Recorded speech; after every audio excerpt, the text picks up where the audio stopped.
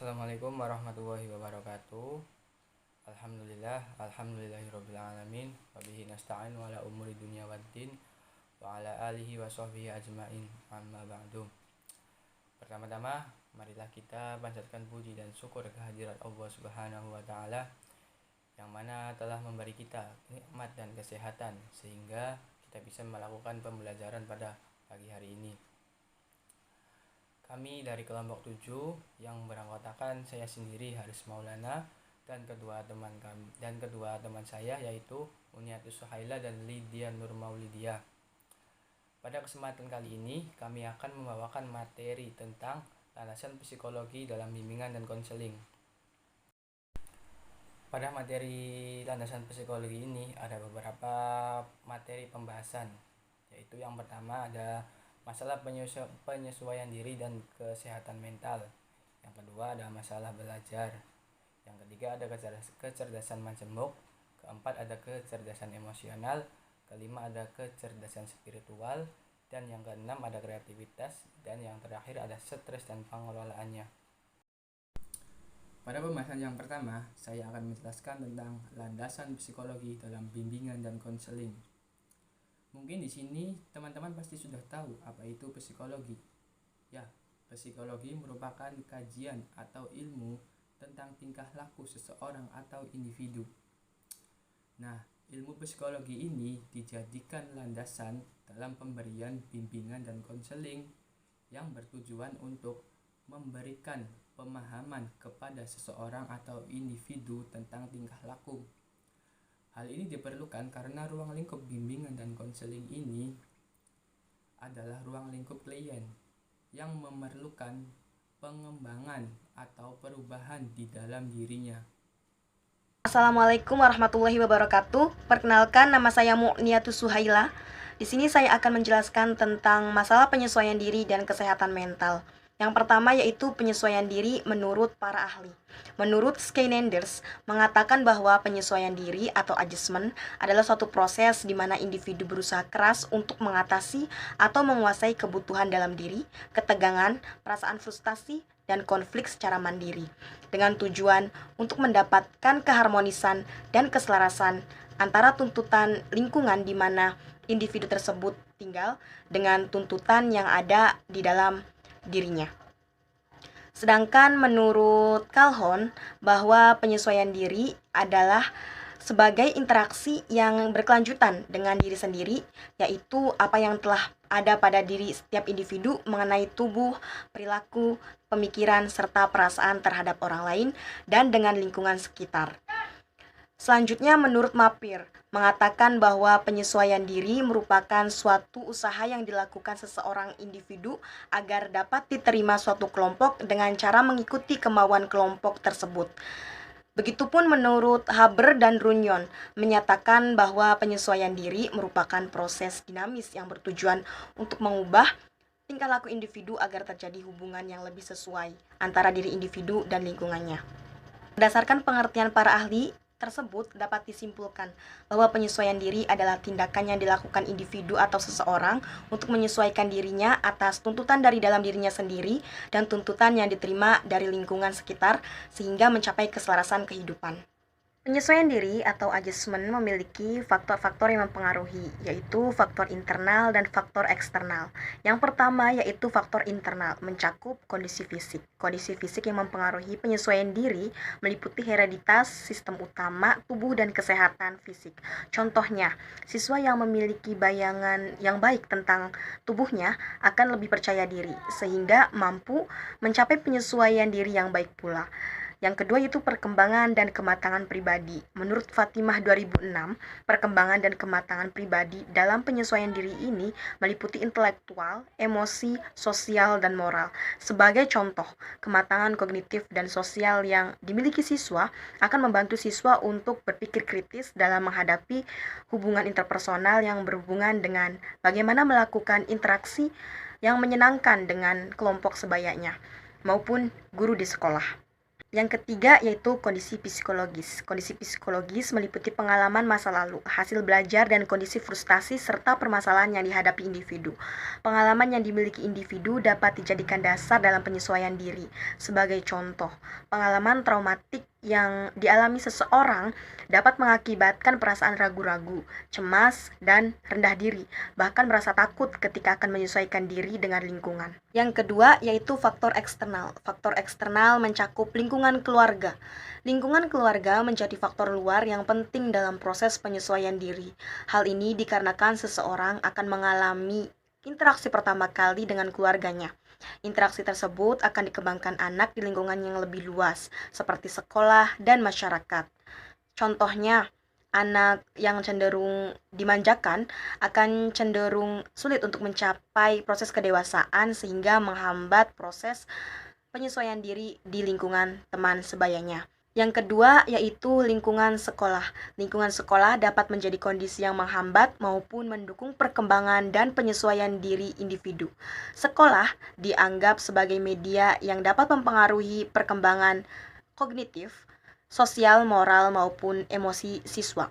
Hal ini dikarenakan di lingkungan sekolah, remaja tidak hanya berinteraksi dengan kelompok teman sebaya saja, namun juga guru, sehingga iklim sekolah yang baik akan mempengaruhi penyesuaian diri siswa menjadi lebih baik pula.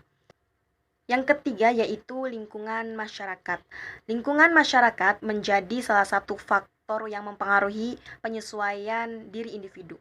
Hal ini terwujud melalui adanya konsistensi nilai-nilai, sikap, aturan-aturan, norma, moral, dan perilaku masyarakat. Kondisi tersebut dapat menjadikan individu melakukan perilaku yang menyimpang apabila seseorang tidak mampu melakukan penyesuaian diri yang baik. Contohnya, seseorang yang tinggal di lingkungan masyarakat yang rawan dengan perilaku penyimpangan seperti minum-minuman keras, narkoba dapat mempengaruhi penyesuaian diri individu tersebut. Jika individu tersebut tidak mampu melakukan penyesuaian diri yang baik, akan cenderung terjerumus pada perilaku tersebut. Penyesuaian diri ini tidak selalu berhasil, ada kalanya seseorang mengalami penyimpangan penyesuaian diri atau maladjustment. Maladjustment dalam ilmu psikologi diartikan sebagai ketidakmampuan seseorang menyesuaikan diri dengan perubahan lingkungannya. Individu dikatakan tidak berhasil atau gagal dalam penyesuaian diri apabila ia tidak mampu mengatasi berbagai konflik yang dihadapinya, sehingga dapat menimbulkan frustasi pada dirinya. Frustasi ini dapat terjadi pada diri individu apabila tuntutan hidup dapat membebani individu tersebut karena ia tidak dapat menentukan cara yang sesuai untuk mengatasi masalah atas tuntutan tersebut, sehingga hal ini akan mengganggu efektivitas penyesuaian dirinya. Yang kedua yaitu kesehatan mental. Kesehatan mental yang baik adalah kondisi ketika batin kita berada dalam keadaan tentram dan tenang, sehingga memungkinkan kita untuk menikmati kehidupan sehari-hari dan menghargai orang lain di sekitar. Sebaliknya, orang yang kesehatan mentalnya terganggu akan mengalami gangguan suasana hati, kemampuan berpikir, serta kendali emosi yang pada akhirnya bisa mengarah pada perilaku buruk. Jenis masalah kesehatan mental yang sering atau paling umum terjadi yaitu yang pertama yaitu stres. Stres adalah keadaan ketika seseorang mengalami tekanan yang sangat berat baik secara emosi maupun mental. Banyak faktor yang dapat menyebabkan seseorang mengalami stres. Sebagian diantaranya adalah masalah keuangan, hubungan sosial atau tuntutan di dalam pekerjaan. Penanggulangan stres juga bisa dilakukan dengan mengaplikasikan manajemen stres yang baik, seperti yang pertama, belajar menerima sesuatu masalah yang sulit diatasi atau hal-hal yang tidak dapat diubah. Yang kedua, selalu berpikir positif. Dan yang ketiga, belajar mengendalikan diri dan selalu aktif dalam mencari solusi. Kunci utamanya adalah mengidentifikasi akar permasalahan dan mencari solusinya. Yang kedua yaitu gangguan kecemasan. Gangguan kecemasan adalah kondisi psikologis ketika seseorang mengalami rasa cemas berlebihan secara konstan dan sulit dikendalikan, sehingga berdampak buruk terhadap kehidupan sehari-harinya. Faktor-faktor gangguan kecemasan yaitu trauma akibat intimidasi, pelecehan, dan kekerasan di lingkungan luar ataupun keluarga. Penanggulangan gangguan kecemasan sebenarnya dapat diatasi tanpa bantuan dokter melalui beberapa cara seperti mengonsumsi makanan bergizi, cukup tidur, mengurangi asupan kafein, mengurangi minuman beralkohol, atau zat penenang lainnya. Tidak merokok, berolahraga secara rutin, dan melakukan metode relaksasi sederhana seperti yoga atau meditasi. Jika pengobatan mandiri tidak memberikan perubahan, disarankan untuk berkonsultasi dengan dokter. Dan yang ketiga yaitu depresi. Depresi merupakan gangguan suasana hati yang menyebabkan penderitanya terus-menerus merasa sedih, berbeda dengan kesedihan biasa yang umumnya berlangsung selama beberapa hari saja. Namun perasaan sedih pada depresi ini bisa berlangsung hingga berminggu-minggu bahkan berbulan-bulan. Beberapa gejala depresi yaitu yang pertama kehilangan ketertarikan atau motivasi untuk melakukan sesuatu, yang kedua terus-menerus merasa sedih, bahkan terus-menerus menangis, dan yang ketiga merasa sangat bersalah dan khawatir berlebihan. Keempat, memiliki pikiran untuk menyakiti diri sendiri atau bunuh diri.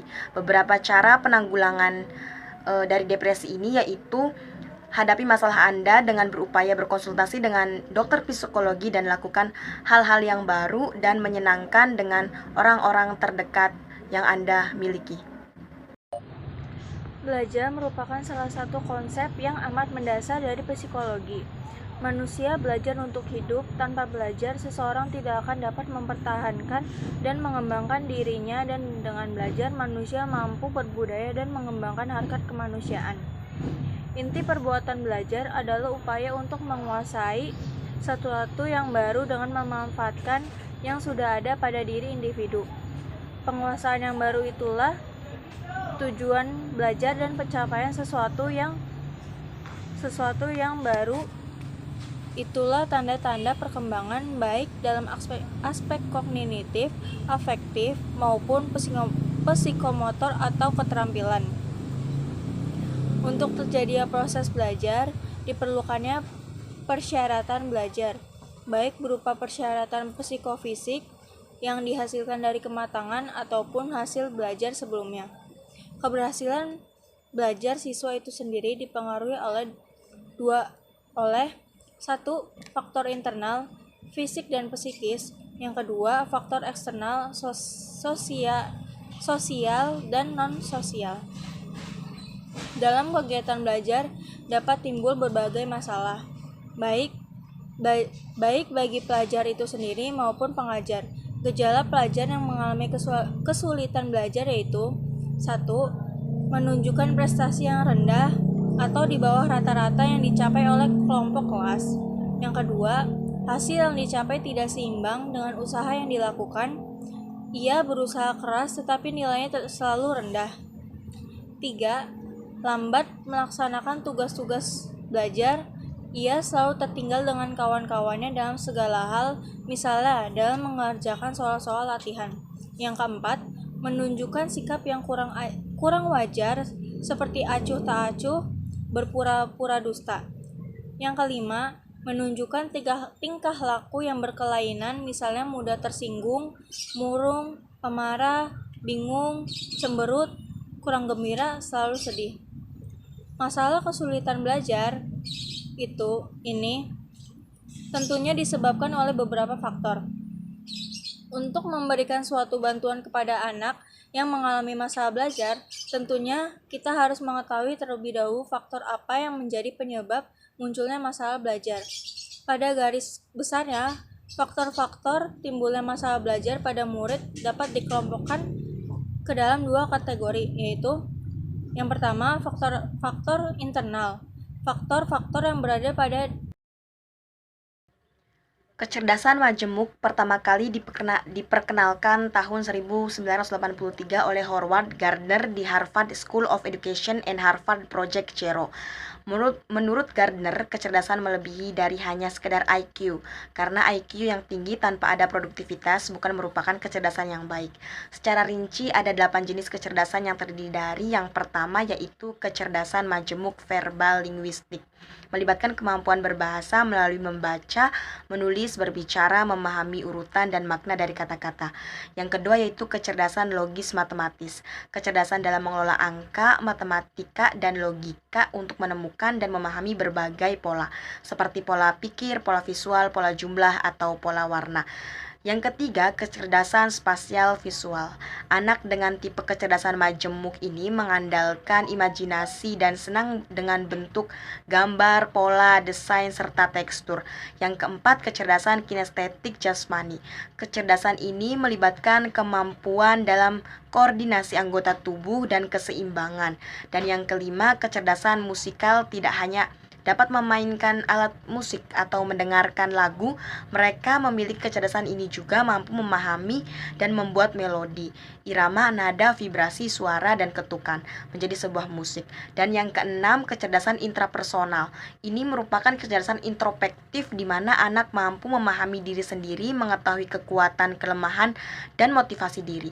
Dan ketujuh, kecerdasan interpersonal. Kecakapan ini merupakan kemampuan untuk bermasyarakat serta memahami dan berinteraksi dengan orang lain. Dan yang terakhir, kedelapan, kecerdasan naturalis. Ini adalah kemampuan untuk mengenali dan mengkategorikan tanaman, hewan, dan benda-benda lain di alam, serta tertarik mempelajari spesies makhluk hidup. Berdasarkan pengamatan Daniel Goleman, banyak orang yang gagal dalam hidupnya bukan karena kecerdasan emosional intelektualnya rendah, namun karena mereka kurang memiliki kecerdasan emosional. Bahkan tidak sedikit orang yang sukses dalam hidupnya karena mereka memiliki kecerdasan emosional meskipun IQ-nya hanya pada tingkat rata-rata. Kecerdasan emosional ini merujuk pada kemampuan memahami diri, mengelola emosi, memanfaatkan emosi secara produktif, empati, dan membina hubungan. Ada 4 hal dalam hidup yang bisa berantakan tanpa IQ, yaitu kinerja di sekolah atau pekerjaan. Kecerdasan emosional dapat membantu mengatasi masalah sosial di tempat kerja, memimpin dan memotivasi orang lain, dan menjadi unggul dalam karir. Yang kedua, kesehatan fisik. Jika tidak mampu mengatasi emosi, kemungkinan juga tidak bisa mengatasi stres. Ini dapat menyebabkan masalah kesehatan serius. Stres yang tidak terkendali bisa meningkatkan tekanan darah menekan sistem kekebalan tubuh, meningkatkan resiko serangan jantung dan stroke. Sistem kekebalan tubuh stroke berkontribusi terhadap ketidaksuburan dan mempercepat proses penuaan. Langkah pertama untuk meningkatkan kecerdasan emosional adalah dengan belajar cara meredakan stres. Yang ketiga, kesehatan mental. Emosi dan stres yang tidak terkendali juga bisa berdampak pada kesehatan mental, membuat Anda rentan terhadap kecemasan dan depresi. Jika Anda tidak memahami emosi Anda, tidak merasa nyaman dengan emosi Anda, dan tidak mengatasi emosi Anda akan beresiko tidak mampu membangun hubungan yang kuat yang membuat merasa kesepian dan terisolasi. Yang keempat, hubungan dengan orang lain. Dengan memahami emosi, Anda dapat mengetahui cara mengatasinya. Anda akan lebih mampu mengekspresikan bagaimana perasaan Anda dan memahami perasaan orang lain. Ini memungkinkan Anda untuk berkomunikasi secara lebih efektif dan membangun hubungan yang lebih kuat baik di tempat kerja maupun di hubungan pribadi Anda. Ada 6 cara untuk meningkatkan kecerdasan emosional dan dapat dilakukan, yaitu yang pertama, kurangi emosi negatif. Yang kedua, berlatih tetap tenang dan mengatasi stres. Yang ketiga, berlatih mengekspresikan emosi yang tidak mudah. Yang keempat, bersifat proaktif bukan reaktif saat berhadapan. Kecerdasan spiritual. Kecerdasan spiritual adalah kecerdasan jiwa. Kecerdasan spiritual ini bisa disebut juga dengan SQ. SQ beroperasi dari pusat otak, yaitu fungsi-fungsi penyatu otak. SQ mengintegrasikan semua kecerdasan kita. SQ menjadikan kita sebagai makhluk yang utuh dan intelektual, emosional, dan spiritual. Inti dari pengertian tentang kecerdasan spiritual ini adalah 2 hal, yaitu ibadah dan hidup yang bermakna. Artinya, kecerdasan spiritual ini tidak jauh-jauh dari agama, atau kita hidup sebagai sebagai umat agama yang baik lah itu. Pada awal pertengahan abad ke-20, IQ atau Intelligent Quotient menjadi isu besar di kalangan masyarakat. Kecerdasan ini merujuk kepada kemampuan untuk memecahkan masalah secara logis dan strategis. Baru-baru ini ditemukan IQ yang ketiga, yaitu SQ atau kecerdasan spiritual, yang mempunyai kemampuan untuk, yaitu yang pertama, mengenal dan memecahkan masalah-masalah yang terkait dengan makna dan nilai. Yang kedua, menempatkan berbagai kegiatan dan kehidupan dalam konteks yang lebih luas, kaya, dan bermakna. Yang ketiga, mengukur dan menilai bahwa salah satu kegiatan atau langkah kehidupan tertentu lebih bermakna dari yang lainnya. Kreativitas adalah sebuah kemampuan untuk menemukan gagasan-gagasan yang baru dan menerapkannya dalam sebuah pemecahan masalah. Yang artinya, kreativitas ini merupakan sebuah kelebihan seseorang untuk membantu menyelesaikan sebuah masalah. Adapun menurut Supriyadi 1994, pengertian kreativitas adalah sebuah kemampuan seseorang yang melahirkan sesuatu yang baru, baik berupa gagasan maupun karya yang nyata, yang relatif berbeda dengan apa yang telah ada atau apa yang telah banyak diceritakan. Adapun ciri-ciri orang yang memiliki kepribadian yang kreatif, yaitu yang pertama, mempunyai daya imajinasi yang kuat. Yang kedua, mempunyai inisiatif. Artinya, orang yang kreatif ini sadar akan keadaan. Jika dirinya dibutuhkan, dia pasti akan maju. Yang ketiga, ada mempunyai minat yang luas. Yang keempat, bebas dalam berpikir. Yang kelima, rasa ingin tahu yang tinggi. Yang keenam, selalu ingin pengalaman yang baru. Intinya, orang yang kreatif itu selalu aktif. Ya. Yang ketujuh, ada percaya pada diri sendiri. Intinya, orang yang kreatif itu pede aja lah, pede. Yang kedelapan, penuh semangat. Yang kesembilan, berani mengambil risiko. Menurut Lazarus dan Volkmann, stres merupakan suatu kondisi yang muncul pada individu yang menganggap suatu kejadian sebagai suatu hal yang mengancam dan menyulitkan baginya. Sedangkan menurut Feitzal dan Deddy Mulyadi, stres merupakan suatu kondisi yang menciptakan ketidakseimbangan fisik dan psikis. Hal tersebut akan mempengaruhi emosi dan proses berpikir. Stres merupakan respon adaptif seseorang terhadap rangsangan yang menempatkan tuntunan psikologis atau fisik secara berlebihan kepadanya. Menurut Sarafino, pada tahun 1998 terdapat dua jenis stres yang patut kita ketahui, yaitu eustress, yaitu stres yang bersifat positif, bermanfaat dan konstruktif. Eustress memiliki dampak positif dan manfaatnya sangat baik untuk individu. Distress yaitu stres yang bersifat negatif, berbahaya dan destruktif. Distress merupakan stres yang berdampak negatif bagi individu seperti kehilangan motivasi, menunda semua kegiatan, dan dampak lainnya yang mengganggu aktivitas sehari-hari individu.